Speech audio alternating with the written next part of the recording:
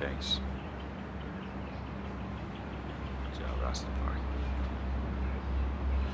So this video is to hopefully shine some light on the difference between the word social and the word capital, or as we sometimes hear, socialism versus capitalism.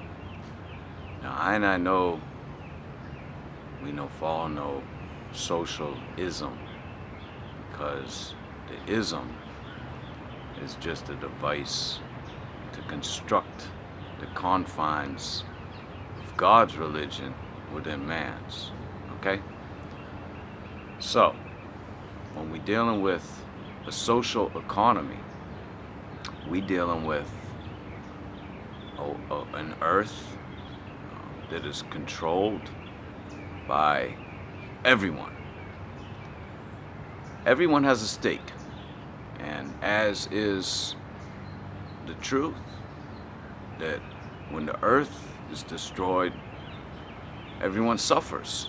So everyone needs to have a stake. However, throughout the world, beginning with the Babylonian era, we have entered into this capital economy where only a few people have control over the entire earth. Now, the most fundamental difference between capital and social economies is in the ownership of land. In capital-based economies, the ownership of land is private. In a social-based economy, the ownership of land is public. And so that consists of the resources that land possesses, all the precious minerals and other commodities that are taken out from the land are used to enrich the fortunes of a certain few individuals in today's economy. And we also know that in a capital economy, information, other forms of resources are hoarded, because as any simple-minded person would understand, is that if you have the whole pie, then you can sell each slice for whatever you decide to sell it for. They had on the radio this morning speaking about the oil prices and why the oil prices fluctuate so much. And they didn't mention OPEC, the association of oil producing countries. They mentioned oil drillers in the US, Jack or whatever. If you see the oil prices spiking up, blame Jack over here. This is not reality. There's a few individuals. They could be in Switzerland, they could be in Bahamas, wherever they want, they're gonna be. And they control the trade through the commodities, through the stock markets, with their capital that they built up only through violence and by forcing populations into bondage. They are the ones that determine what the prices of oil are going to be. It can sometimes come out of their control. For example, the war in Syria, where the intention is to lay a pipeline to bring fossil fuels to Europe. Now, those prices may be on an upward trend because Bashar al-Assad and the Alawites are holding it down. If the pipeline was laid, though, I wouldn't expect prices to go down very much, because it's all psychological. And if you can get people to believe that they're getting value, then they will continue to labor for that cause. these are businessmen. They're not interested in helping people out. They're interested in helping themselves. And they're interested in profiting at maximum capacity. You know, so in capital economies, people hoard goods and services and hope that they will become scarce, and then that which they control will become more valuable, at least in terms of capital denominations. And so we're dealing with a crisis. Capitalism has destroyed the earth. It has broken apart relationships. It has murdered innocent people. It needs to go down, and it will go down, because Jah, the Master, reigns supreme, and he will not see to it that evil shall prevail. So there's a real division here amongst people that call themselves evangelists and God's chosen people. The ones that claim to be respecting the word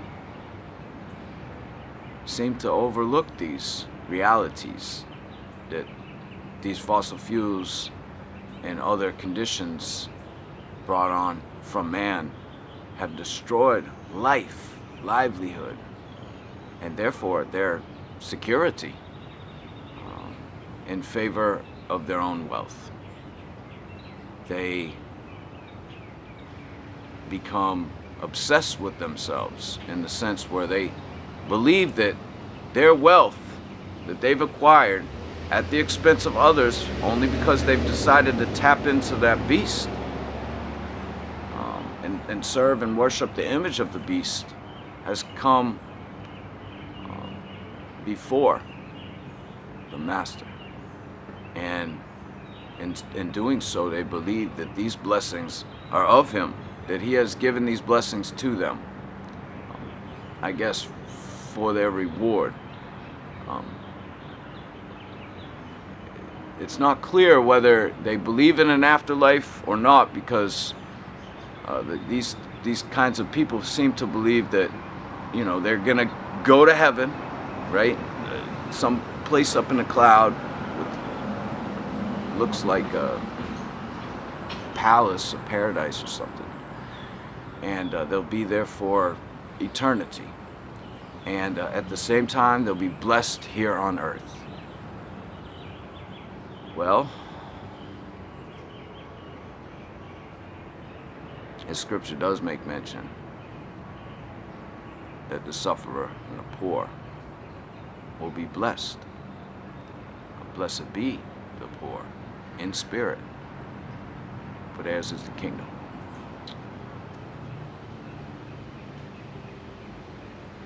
And so this is all utterly false. The idea that you can extract as much wealth at the expense of others and still be followers of the Christ. You know, the Christ came riding on a donkey. He spoke as a defender of the poor and needy. The underlying premise is that if social economy is implemented, that people will not work, that there will be very little contribution, that people will just be asking for handouts and living on welfare. Well, I suppose we will never know unless we try it. I think that people are encouraged when they know that they're reaping the benefits of their labor, that they're treated equitably and in an egalitarian society where their contribution matters. People become passionate about their labors when they can expect a reward. Now, there's certain rewards, but they're very temporary in today's world. But we seek an everlasting reward. To have good land is an everlasting reward you can pass down through generations.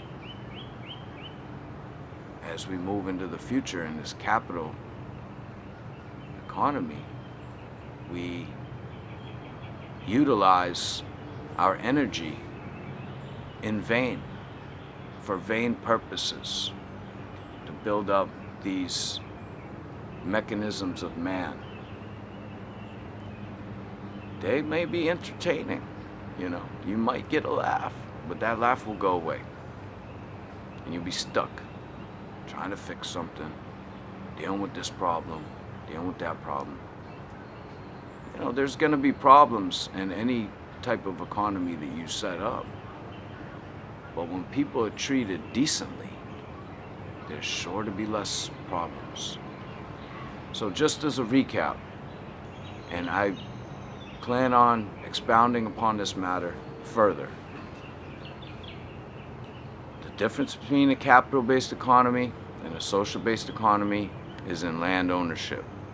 Private versus public, because the foundation of the economy is in commodities which are extracted from the land, often called resources. In a social-based economy, you don't see wars, because if it's truly social, then everyone has a stake in it together. So to fight against one's own is only to, you know, do harm unto yourself. As the Christ stated, a house divided against itself will fall.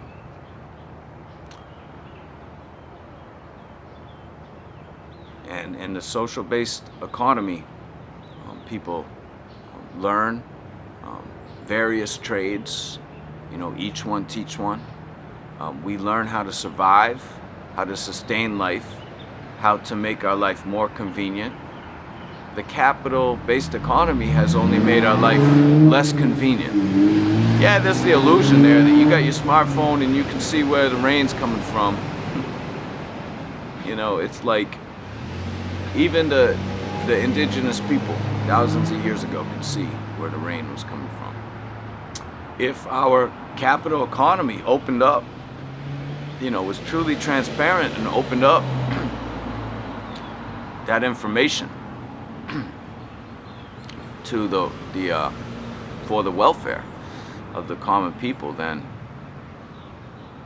perhaps it would be different. But it will never be like that, because the idea is that when you can tap anybody's phone and, you know their daily behaviors, whereabouts, and this kind of thing, then you can see, you know, what course they may be headed on, and eliminate any competition that may be getting, you know, in the way. Or even worse, what the capitalists do is they'll take your information, they'll steal it, you know, behind your back, and use it to their own advantage. I believe this has been done, you know, with the Word document. I don't prefer to use Word anymore, Microsoft Word, because they can go into your Word and see what it is you're writing. And I don't need anyone to steal my thoughts, although yes, they're worth being shared, but not at a profit. Because when it becomes something that's based on profit, then it takes away from the sincerity, the realness. It's just like a bad branding effort. You know, no matter how good your product may be, if you got a bad brand, you're not going to sell very much. And so, you know, we seek to keep our brand pure, you know, in the spirit. And the only way we can see fit to do so is by implementing a social economy. We may not be able to carry this idea all throughout, but we certainly have a right ourselves to adhere to it. especially knowing the complete destruction that we participate in when we decide to base our lives off of the dollar and capital. And you know, every day, if I'm out here or something, you see these people, they driving around like crazy. You watch them, they'll sit, I got a stop sign, they'll sit there at the stop sign looking at this. I mean, the world has gone crazy. And that's because of the economy that we're in. We are worshiping the dollar, that image of George Washington, you know, the image of Caesar. That is who we have chosen to serve. And it's not righteous. It's not by rightful means.